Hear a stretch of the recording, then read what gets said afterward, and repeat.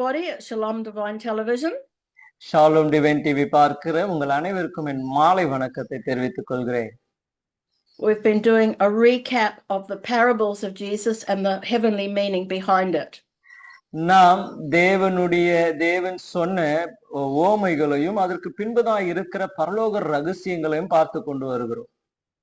So today we come to three very important parables. இன்றைக்கு மூன்று முக்கியமான ஓமைகளை நாம் பார்க்க போகிறோம். The first one is the parable of the Good Samaritan. முதலாவது ஓமை அது நல்ல சமாரியனை குறித்ததான ஓமை. The second one is the parable of the lost son or the prodigal son. இரண்டாவது ஓமை அது காணாமல் போன அல்லது இளைய குமாரனை குறித்ததான ஒரு ஓமை. And the final one is the parable of the vine dressers. மூன்றாவதாக திராட்சை செடியை குறித்ததான ஒரு ஓமை.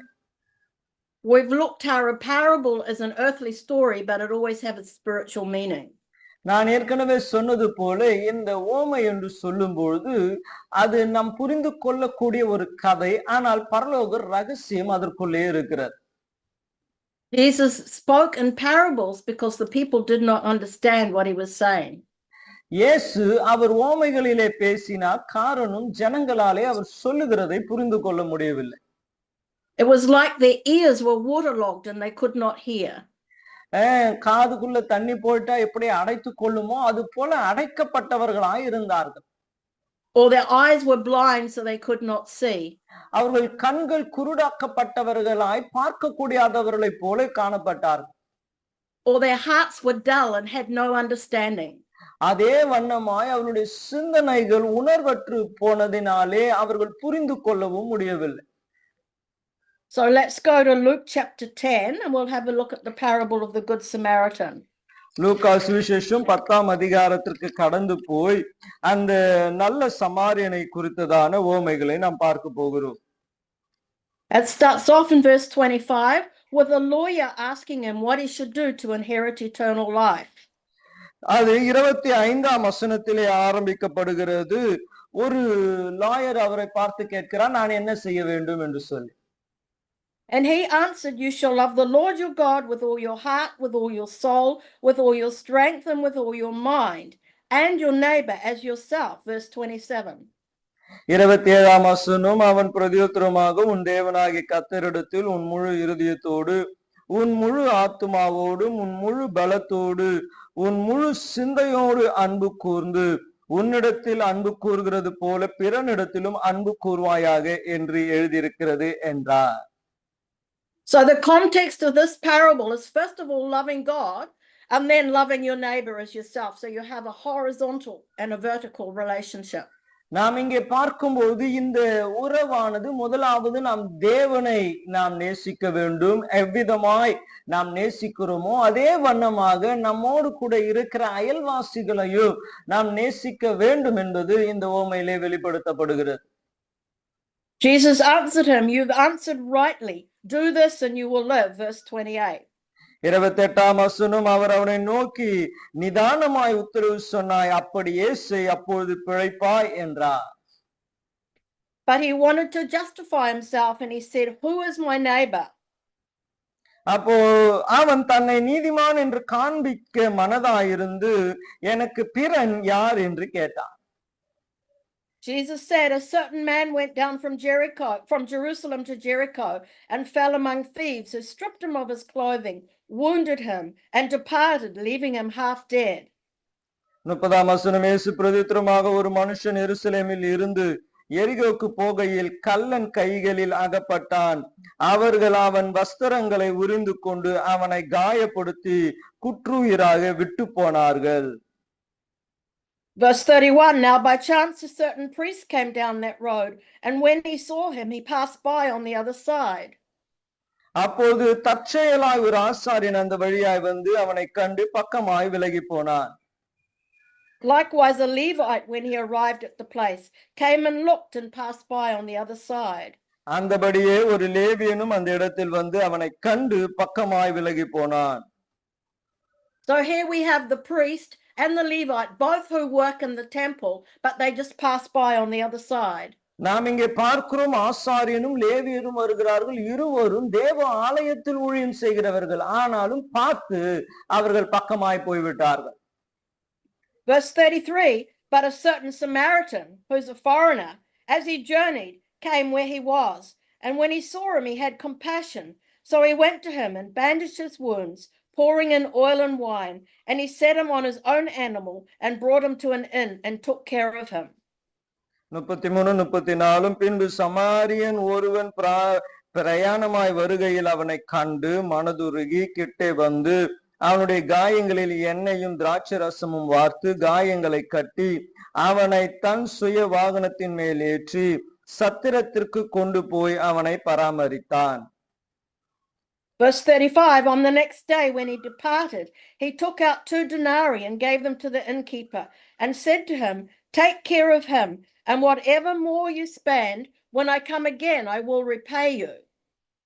35. மறுநாளிலே தன் புறப்பட்ட பொழுது 2 பணத்தை எடுத்து சத்திரத்தான் கையில் கொடுத்து, நீ இவனை விசாரித்துக்கொள், அதிகமாய் ஏதாகிலும் இவனுக்கு செலவழித்தால் நான் திரும்பி வரும்பொழுது அதை உனக்கு தருவேன் என்றான்.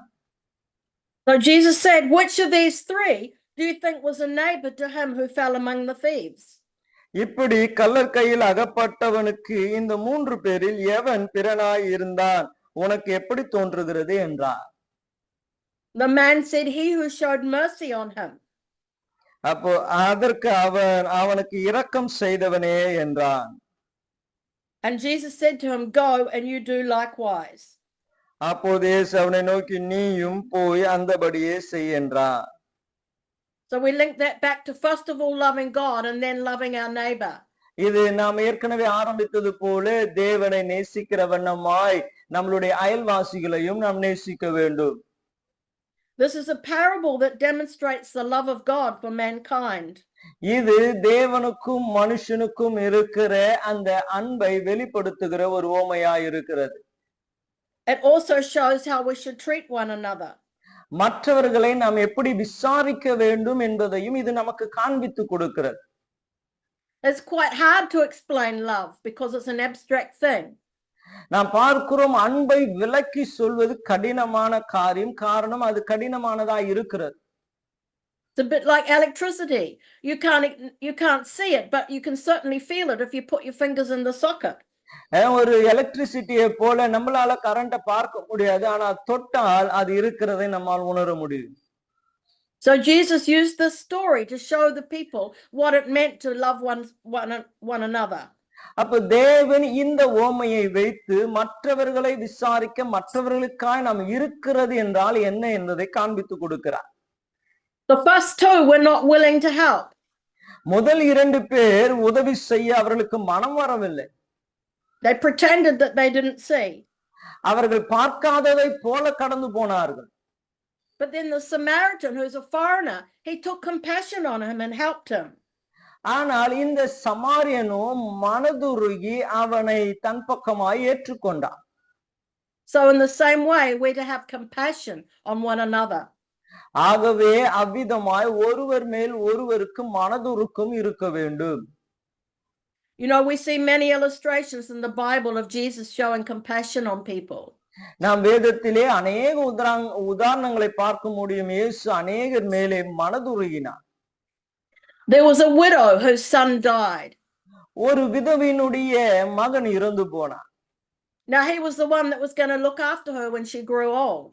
அந்த தாயார் வயது செல்லும்போது அவளை விசாரிக்க வேண்டிய மகன். Out of great compassion, Jesus raised that boy from the dead.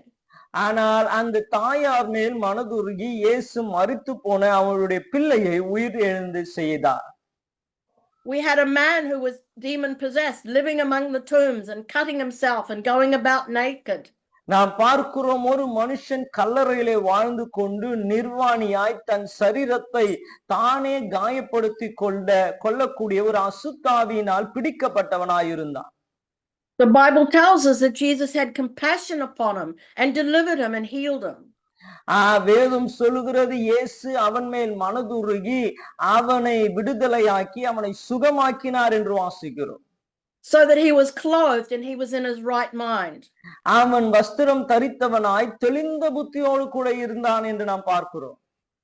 We have a very famous story of Jesus feeding the multitudes. நாம் பார்க்கிறோம் திரளான ஜனங்களை இயேசு போஷித்த ஒரு சம்பவத்தை கூட நாம் பார்க்கிறோம். They had followed him for 3 days and they were hungry. 3 நாட்கள் இயேசுவை பின்பற்றினதினாலே அவர்கள் பசியுள்ளவர்களாய் இருந்தார்கள். There were 5,000 men.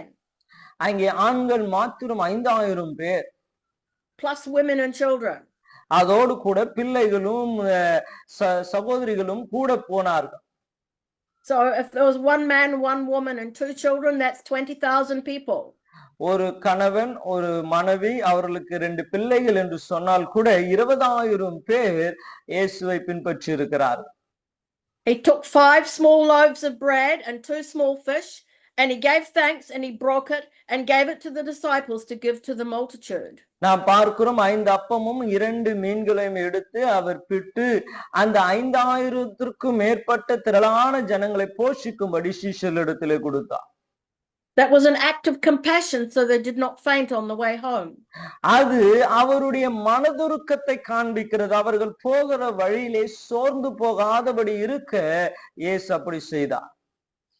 We have another story where we see that Jesus had compassion on a family. இயேசு ஒரு குடும்பத்தின் மேலே இரக்கம் பாராட்டினார். It was their daughter's wedding and they ran out of wine. நாம் பார்க்கிறோம் அவர்களுடைய மகளுடைய திருமணம், ஆனால் திராட்சரசம் குறைபட்டு போனது. Now you all know, especially in the East, that everybody is so hospitable and you have to give food and drink to your guests. நமக்கு தெரியும் இந்த பகுதிகளிலே நாம் பார்க்கும்பொழுது விருந்தாளிகளே அதிகமாய் விசாரிக்கக்கூடிய ஒரு பகுதிகளாய் இருக்கிறது. ஆகவே வந்திருக்கிற எல்லாருக்கும் ஆகாரத்தையும் அவர்களுக்கு வேண்டியவைகளை செய்ய வேண்டிய கடமை இருக்கிறது. So it's a great embarrassment if you have nothing to give them. ஆனால் கொடுக்க ஒன்றும் இல்லை என்றால் அது மிகவும் ஒரு அவமானத்திற்கு அல்லது வெட்கப்படக்கூடிய நிலையாய் மாறிவிடும். So Jesus made the water into wine so they would not be embarrassed. அவர்கள் அவமானப்பட்டு போகக்கூடாது என்பதற்காக இயேசு தண்ணீரை திராட்சரசமாய் மாற்றினார். That was an act of compassion. அது மனதுருக்கத்தின் கிரியையாய் செயலாய் இருக்கிறது. There was also a leper that came to Jesus. ஒரு குஷ்டரோகி கூட இயேசுவினிடத்திலே வந்தான். Now in those days lepers were contagious and they had to stay outside the village. அந்த நாட்களிலே குஷ்டரோகம் என்று சொல்லும்போது அது தொத்து வியாதியாய் அறியப்பட்டதினாலே அவர்கள் ஊருக்கு புறம்பாய் இருக்க வேண்டும். He said to Jesus, if you are willing, you can make me whole. அவன் இயேசுவை பார்த்து சொல்லுகிறான், ஆண்டவரே உமக்கு சித்தமானால் என்னை சுத்தமாக்க உம்மால் ஆகும். And Jesus said, I am willing, be whole. இயேசு அவனை பார்த்து சொல்லுகிறார், எனக்கு சுத்தம் உண்டு, சுத்தமாகு. If you are sick in your body, Jesus says the same thing to you. உங்களுடைய சரீரத்திலும் இந்த நாளிலே பலவீனத்தோடு இருப்பீர்கள் என்றால் இயேசு உங்களையும் பார்த்து சொல்லுகிறார், பலம் படுங்க. I am willing, be healed. எனக்கு சுத்தம் உண்டு, சுத்தமாகுங்கள் என்று இயேசு சொல்லுகிறார். Be made whole. நீ பூரணப்படு என்று சொல்லுகிறார். The next parable is the parable of the lost son. அடுத்த ஓமையானது அது காணாமல் போன ஒரு குமாரனை குறித்ததானதா இருக்கிறது. This is found in Luke chapter 15. லூக்கா சுவிசேஷம் 15ஆம் அதிகாரத்திலே நம்மால் பார்க்க முடியும். And it's preceded by 2 very short parables. அதை தொடர்ச்சியாக 2 குறுகிய ஓமைகளை கூட இயேசு சொல்லுகிறார்.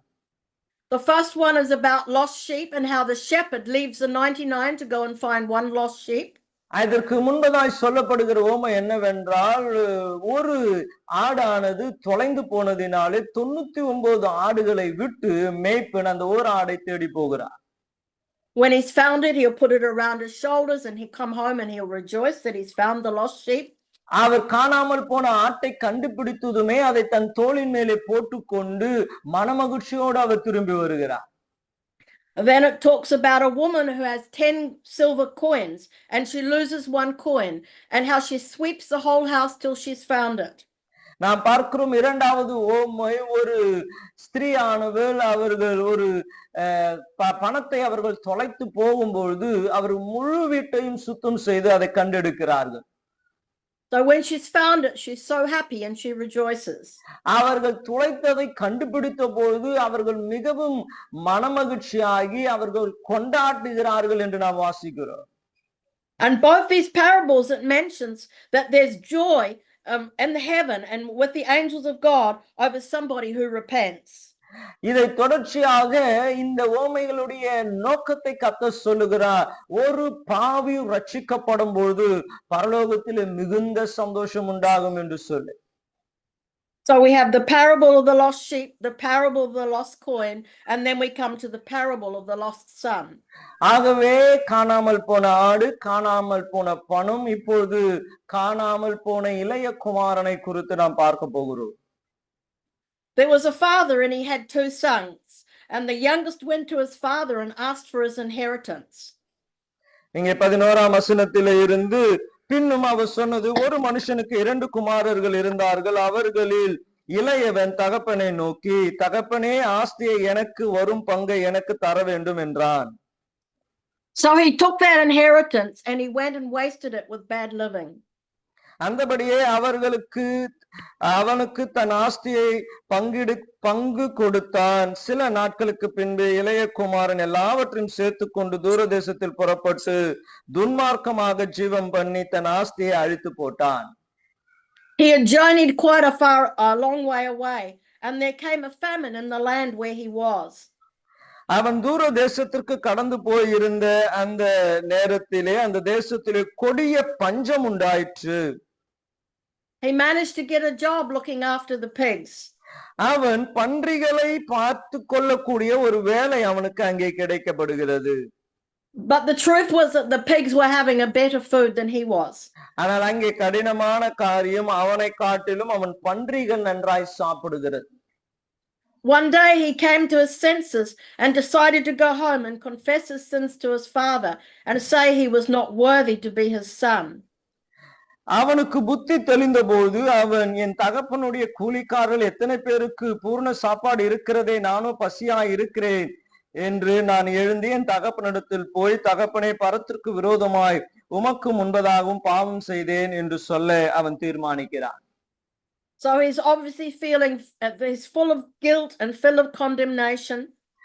அந்த இடத்திலே நாம் பார்க்கிறோம், அவன் குற்ற உணர்வோடு கூட அவன் மன அழுத்தத்திலே இருக்கிறதை நாம் பார்க்கிறோம். Verse 20 says, he arose and came to his father, but when he was still a long way off, his father saw him and had compassion and ran and fell on his neck and kissed him.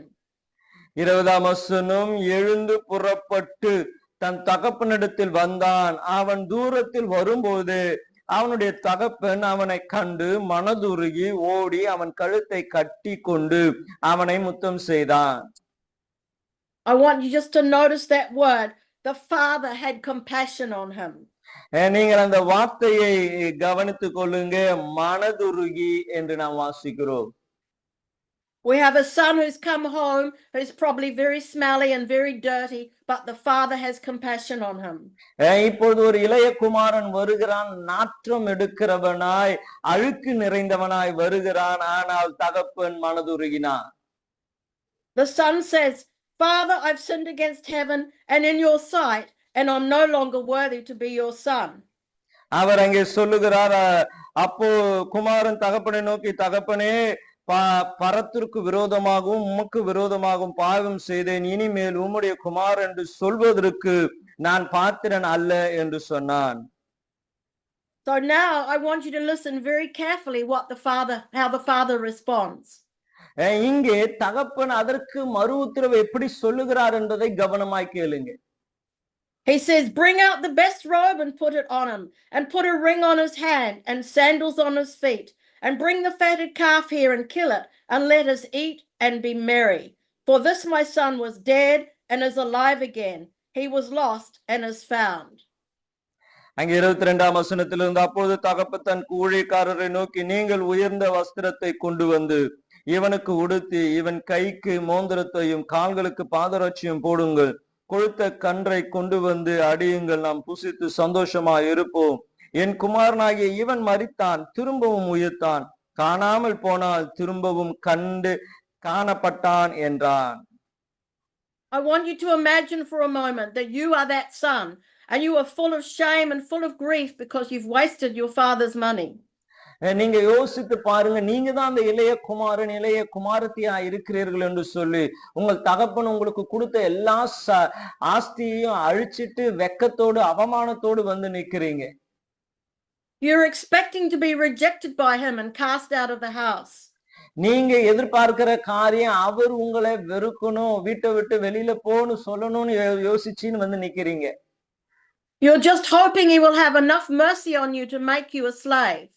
நீங்க நினைக்கிற காரியம் சரி, கொஞ்சமாச்சு இறக்கம் ஆரம்பிச்சு வீட்டுல வேலைக்காரனா வைத்துக் கொள்வாரு என்று யோசிக்கிறீங்க.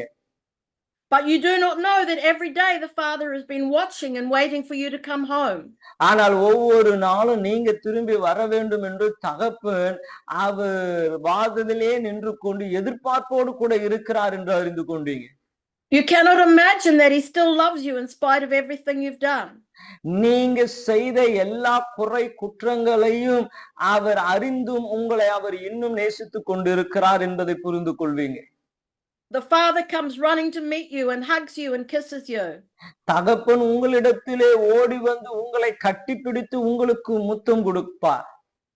And you say your little speech about how you're not worthy to be his son, but it's like he doesn't hear you. நீங்க அவரிடத்துல ஒரு சின்ன ஒரு காரியத்தை, நானு தகுதி இல்லப்பா, நான் வேலைக்காரனாவே இருக்கிறேன், உங்க பிள்ளையா இருக்க தகுதி இல்லைன்னு நீங்க சொல்றீங்க. ஆனா அதை அவர் காது கொடுத்தே கேட்கல. Instead, he commands the best robe to be put on you. ஆனால் அவர் என்ன செய்கிறார்? அதற்கு பதிலாக நீங்க சொல்லுவதை கேட்காம உயர்ந்த வஸ்திரத்தை உங்களுக்கு தரிக்கும்படி சொல்லுகிறார். And this speaks of your sonship being restored. நீங்கள் இழந்து போன அந்த பிள்ளை ஸ்தானத்தை மறுபடியும் உங்களுக்கு கொடுக்கிறதற்கு அடையாளமா இருக்கிறது. He commands sandals to be put on your feet, which means that you are no longer a slave.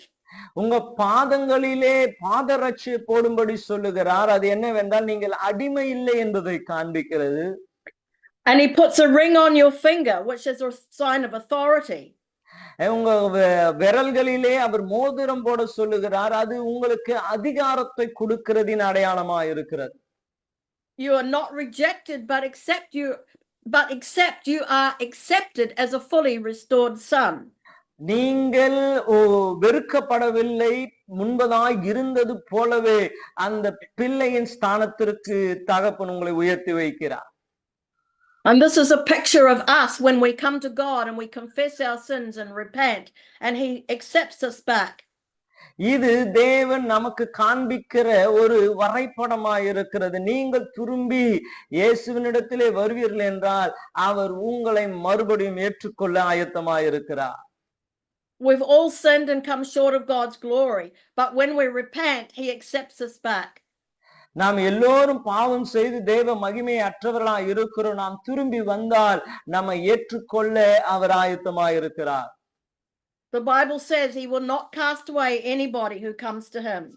தேவனிடத்தில் வருகிற ஒருவரையும் நான் புறம்பே தள்ளுகிறது இல்லை என்று அவர் வாக்கு கொடுத்திருக்கிறார். So this is a parable about how much God loves us. தேவன் நம்மில் எவ்வளவு அன்பாய் இருக்கிறார் என்று காண்பிக்கிற ஒரு உவமையாய் இவைகள் இருக்கிறது. No matter how much we have failed, when we come to him in repentance, he will accept us. நீங்கள் எவ்வளவுதான் அவரை விட்டு தூரமாய் போயிருந்தாலும் நீங்கள் அவரிடத்தில் வந்து மனம் திரும்பினால் உங்களை ஏற்றுக்கொள்ள அவர் ஆயத்தமாய் இருக்கிறார். The final parable I want to have a look at is the parable of the wicked vine dressers in Luke 20. லூக்கா சுவிசேஷம் 20ஆம் அதிகாரத்திலே இருக்கிற அந்த திராட்சை தோட்டத்தை பார்த்து கொள்ளக்கூடியவர்களை குறித்து ஒரு உவமை. Then he began, verse 9, he began to tell this parable. A certain man planted a vineyard, leased it to the vine dressers, and went to a far country for a long time. அங்கே நாம் வாசிக்கிறோம், பின்பு அவர் சொன்ன ஒரு உவமை, ஒரு மனுஷன் ஒரு திராட்சை தோட்டத்தை உண்டாக்கி அதை தோட்டக்காரனுக்கு குத்தகை விட்டு நெடுநாளாய் புறதேசத்திற்கு போயிருந்தான். Now at vintage time, he sent a servant to the vine dressers that they might give him some of the fruit of the vineyard.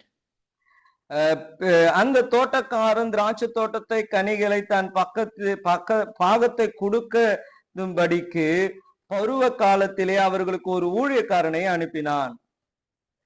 But the vine dressers beat him and sent him away empty-handed. அந்த தோட்டக்காரன் அவனை அடித்து வெறுமையாக அனுப்பிவிட்டார்கள். Again he sent another servant, and they beat him also and treated him shamefully and sent him away empty-handed. பின்பு அவன் வேற ஊழியக்காரனை அனுப்பினான். அவனையும் அவர்கள் அடித்து அவமானப்படுத்தி வெறுமையாக அனுப்பிவிட்டார்கள். Again he sent a third, and they wounded him also and cast him out. அவன் மூன்றாம் தரம் ஒரு ஊழியக்காரனை அனுப்பினான். அவனையும் அவர்கள் காயப்படுத்தி துரத்தி விட்டார்கள். Verse 13, then the owner of the vineyard said, what shall I do? I will send my beloved son. Probably they will respect him when they see him. அங்கே 13ஆம் வசனம், அப்போது திராட்சை தோட்டத்தின் எஜமானன், நான் என் செய்யலாம், எனக்கு பிரியமான குமாரனை அனுப்பினால் அவனை ஆகிலும் கண்டு அஞ்சுவார்கள் என்று எண்ணி அவனை அனுப்பினான். But when the vine dressers saw him, they thought among themselves, this is the heir, come let us kill him, and then the inheritance will be ours.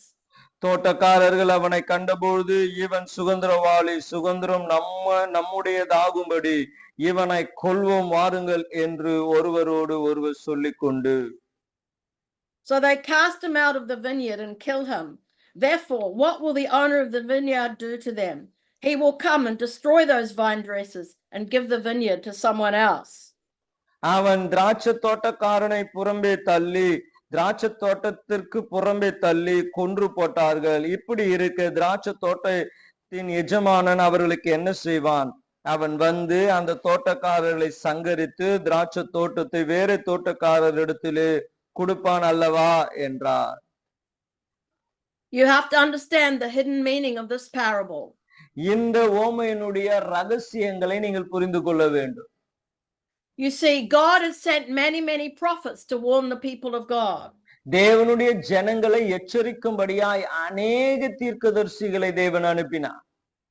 And many of them were beaten, many of them were tormented, many of them were killed. அநேக தீர்க்கதரிசிகள் அடிக்கப்பட்டார்கள், அவமானப்படுத்தப்பட்டார்கள், கொலை செய்யவும் பட்டார்கள். Finally, God sent his beloved son, Jesus Christ.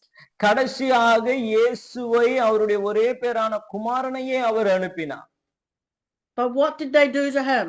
ஆனால் அவருக்கு என்ன செய்தார்கள்? They beat him, they spit on him, and they crucified him. அவரை அடித்தார்கள், அவரை அவமானப்படுத்தினார்கள், அவரை சிலுவையிலே அறைந்து கொன்று போட்டார்கள். They treated him very shamefully, which means they probably ripped out his beard. அவரை அவமானப்படுத்தினார்கள். அது ஒருவேளை அவருடைய தாடி முடிகள் எல்லாம் பீத்து எடுத்து இருந்திருப்பார்கள். There's a prophecy or a prayer in Matthew 23 verse 37. மத்தேயு சுவிசேஷம் 23ஆம் அதிகாரம் 37ஆம் வசனத்திலே நாம் வாசிக்கிறோம். Jesus says, "Oh Jerusalem, Jerusalem, the one who kills the prophets and stones those who are sent to her. How often I wanted to gather your children together as a hen gathers her chicks under her wings, but you were not willing." அங்கே கர்த்தர் சொல்லுகிறார், எருசலேமே எருசலேமே, தீர்க்கதரிசிகளை கொலை செய்து உன்னிடத்தில் அனுப்பப்பட்டவர்களை கல்லெறிகிறவளே, கோழி தன் குஞ்சுகளை தன் சிறகின் கீழே கூட்டி சேர்த்து கொள்ளவாமாக நானும் எத்தனை தரம் உன்னை பிள்ளைகளை கூட்டி சேர்த்து கொள்ள மனதாயிருந்தேன், உங்களுக்கோ மனதில்லாமல் போயிற்று. We go back to the end of verse 16. When he said that the vine dressers would be destroyed, they cried out, "Certainly not." அங்கே நாம் பார்க்கிறோம் 16ஆம் வசனத்திற்கு அவர் போகும்போது அவர்கள் அந்த திராட்சை தோட்டக்காரரை கொன்று போடுவேன் என்று நாம் வாசிக்கிறோம். And Jesus spoke of a prophecy, the stone which the builders rejected has become the chief cornerstone. அப்பொழுது தேவன் ஒரு தீர்க்க தரிசனத்தை சொல்லுகிறார். வீடு கட்டுகிறவர்கள் ஆகாதென்று தள்ளுகிற கல்லு மூளைக்கு தலைக்கல்லாயிற்று என்று எழுதியிருக்கிறது. Whoever falls on that stone will be broken, but on whomever it falls, it will grind him to powder. அந்த கல்லின் மேல் விழுகிறவன் எவனும் அவன் நொறுக்கப்படுவான். அதன் மேல் விழுமோ அது எவன் மேல் விழுமோ அவன் நசுக்கி போடும் என்றார். Verse 19, and the chief priests and scribes that very hour sought to lay hands on him, but they feared the people, for they knew he had spoken this parable against them. பிரதான ஆசாரியரும் வேதபாரரும் தங்களை குறித்து இந்த ஓமையை சொன்னார் என்று அறிந்து அந்த நேரத்திலே அவரை பிடிக்க வகை தேடியும் ஜனங்களுக்கு பயந்திருந்தார்கள். We go to Matthew 16 and verse 21. மத்தேயு சுவிசேஷம் 16ஆம் அதிகாரம் 21ஆம் வசனத்தை நாம் பார்ப்போம் என்றால், From that time Jesus began to show his disciples that he must go to Jerusalem and suffer many things from the elders and the chief priests and scribes and be killed and be raised on the third day. அது முதல் இயேசு தாம் எருசலேமுக்கு போய் மூப்பராலும் பிரதான ஆசாரியராலும் வேதபாரராலும் பல பாடுகள் பட்டு கொலையுண்டு 3ஆம் நாளிலே எழுந்திருக்க வேண்டும் என்பதை தம்முடைய சீஷர்களுக்கு சொல்லத் தொடங்கினார். And then again in Mark chapter 9 verse 30. Mark சுவிசேஷம் 9ஆம் அதிகாரம் 30ஆம் வசனம். Then they departed from there and passed through Galilee, and he did not want anyone to know it, for he taught his disciples and said to them, the Son of Man is being betrayed into the hands of men, and they will kill him, and after he's killed, he will rise on the third day. But they did not understand this saying and were afraid to ask him. Mark 9 verse 30 to 32. Mark சுவிசேஷம் 9ஆம் அதிகாரம் 30-31ஆம் வசனம். பின்பு அவ்விடம் விட்டு புறப்பட்டு கலிலேயாவை கடந்து போனார்கள். அதை ஒருவரும் அறியாதிருக்க வேண்டும் என்று விரும்பினார். ஏனெனில் மனுஷகுமாரன் மனுஷர் கையிலே ஒப்பு கொடுக்கப்படுவார் என்றும் அவர்கள் அவரை கொன்று போடுவார்கள் என்றும் கொல்லப்பட்டு 3ஆம் நாளிலே உயிர்த்தெழுவார் என்றும் அவர் தம்முடைய சீஷர்களுக்கு போதகம் பண்ணி சொல்லி இருந்தார். அவர்களோ அந்த வார்த்தைகளை அறிந்து கொள்ளவில்லை. அதை குறித்து அவரிடம் கேட்கவும் பயந்தார்கள். So Jesus was preparing his disciples that he was going to be killed. அப்போ சீஷர்களை அவர் மரிக்க போகிறார் என்பதை சொல்லி அவர்களை ஆயத்தப்படுத்த ஆரம்பித்தார். We go to Matthew chapter 20 and verse 17. மத்தேயு சுவிசேஷம் 20ஆம் அதிகாரம் 17ஆம் வசனம். Now Jesus, going up to Jerusalem, took the 12 disciples aside on the road and said to them, behold, we're going to Jerusalem, and the Son of Man will be betrayed to the chief priests and the scribes, and they will condemn him to death and deliver him to the Gentiles to mock and to scourge and to crucify, and the third day he will rise again. இதோ எருசலேமுக்கு போகும்போது வழியிலே 12 சீஷரையும் தனியே அழைத்து, இதோ எருசலேமுக்கு போகிறோம், மனுஷகுமாரன் பிரதான ஆசாரிடத்திலும் வேதபாரர்களிடத்திலும் ஒப்பு கொடுக்கப்படுவார். அவர்கள் அவரை மரண ஆக்கினைக்குள்ளே தீர்த்து அவரை பரியாசம் பண்ணி வாரினால் அடிக்கவும் சிலுவையிலே அறையவும் புறஜாதிகளிடத்திலே ஒப்பு கொடுப்பார்கள். ஆகிலும் 3ஆம் நாளிலே அவர் உயிரோடு எழுந்திருப்பார் என்றார். So here we see that there's two parts. The chief priests and the scribes are going to betray him and kill him and condemn him. இங்கே நாம் பார்க்கிறோம் 2 விதமான காரியம். ஒன்று, பிரதான ஆசாரியர்களும் வேதபாரர்களும் அவரை மறுதலித்து அவரை சிலுவையில் அறைய ஒப்பு கொடுப்பார்கள் என்று சொல்லி, and then delivered to the Gentiles, that's the Romans, to be mocked and scourged and crucified. இரண்டாவது பகுதி, அதை புறஜாதிகளிடத்திலே ஒப்பு கொடுப்பார்கள் என்று அது ரோமர்களை குறிக்கிறது. அவர்கள் பரியாசம் பண்ணி வாரினால் அடிப்பித்து சிலுவையிலே அறைவார்கள் என்று பார்க்கிறோம். And that's exactly what happened. He laid down his life for mankind. அதுதான் நடந்தது. இயேசு நமக்காக ஜீவனையே கொடுத்தார். But the promise was that he would rise from the dead. ஆனால் வாக்குத்தத்தம் இன்னும் 3 நாளிலே உயிரோடு கூட எழுந்து கொள்வேன் என்று சொன்னார். So on the third day he rose from the dead. ஆகவே 3ஆம் நாளிலே அவர் உயிரோடு கூட எழுந்து கொண்டார். And this parable is about how they treated him badly, but God sent his beloved son. அவரை தவறாய் நடத்துவார்கள் என்று அறிந்தும் தேவ குமாரனை அவர் அனுப்பி வைத்தார். And that's for anybody who will repent of their sins and believe in him. ஆகவே யாரெல்லாம் பாவங்களை அறிக்கை செய்து விட்டு விடுகிறார்களோ அவர்களுக்காக. So anybody who comes to Jesus, he will not cast them away. ஆகவே இயேசுவினிடத்திலே வருகிற ஒருவரையும் அவர் புறம்பே தள்ளுகிற தேவன் அல்ல. I'm going to invite you to pray a simple prayer with me now. இப்பொழுது என்னோடு கூட சேர்ந்து நீங்கள் ஜெபிக்கும்படி உங்களை நான் அழைக்கிறேன். Lord, we come to you today, and Lord, we just ask you to forgive every sin that we've done. ஆண்டவரே, உம்மிடத்திலே வருகிறோம். நாங்கள் செய்த எல்லா பாவங்களையும் எங்களுக்கு மன்னிக்கும்படியாய் ஜெபிக்கிறோம். We turn from our sins and we receive your forgiveness. ஆண்டவரே, எங்கள் பாவத்திலே இருந்து நாங்கள் மனம் திரும்பி உம்முடைய மன்னிப்பை நாங்கள் பெற்றுக்கொள்கிறோம். Lord, you don't cast us away. எங்களை புறம்பே தள்ளிவிடாதையும் ஆண்டவரே. But like the prodigal son, you put on us a robe of righteousness. ஆண்டவரே, அந்த இளைய குமாரனை போல புதிய வஸ்திரத்தை, நீதியின் வஸ்திரத்தை தரித்து விடும். You put sandals on our feet as a status of sonship. ஆண்டவரே, குமாரன் என்ற அந்த ஸ்தானத்தை எங்களுக்கு தரும்படியாய் கால்களிலே பாதரட்சியை உடுத்திவிடு. Because we become your children. காரணம் நாங்கள் உம்முடைய பிள்ளைகளாய் மாற்றப்பட்டு இருக்கிறோமே. And you put a ring of authority on our finger. எங்களுடைய விரல்களிலே அதிகாரம் என்ற மோதிரத்தை நீங்கள் தரித்திருப்பதற்காய் நன்றி. We thank you, Lord God, for your love and for your mercy. ஆண்டவரே, உம்முடைய இரக்கத்திற்காய், உம்முடைய அன்பிற்காய் நாங்கள் நன்றி செலுத்துகிறோம். Help us to be like the good Samaritan and show mercy to others. ஆண்டவரே, நல்ல சமாரியனை போல மற்றவர்களுக்கு மனதுருக எங்களுக்கு உதவி செய்யும். We thank you for your great love and compassion towards us. எங்கள் மேல் நீர் காண்பித்த உம்முடைய இரக்கத்திற்காய் அன்பிற்காய் நன்றி செலுத்துகிறோம். In Jesus' name, amen. இயேசுவின் நாமத்தில் ஜெபிக்கிறோம் நல்ல பிதாவே.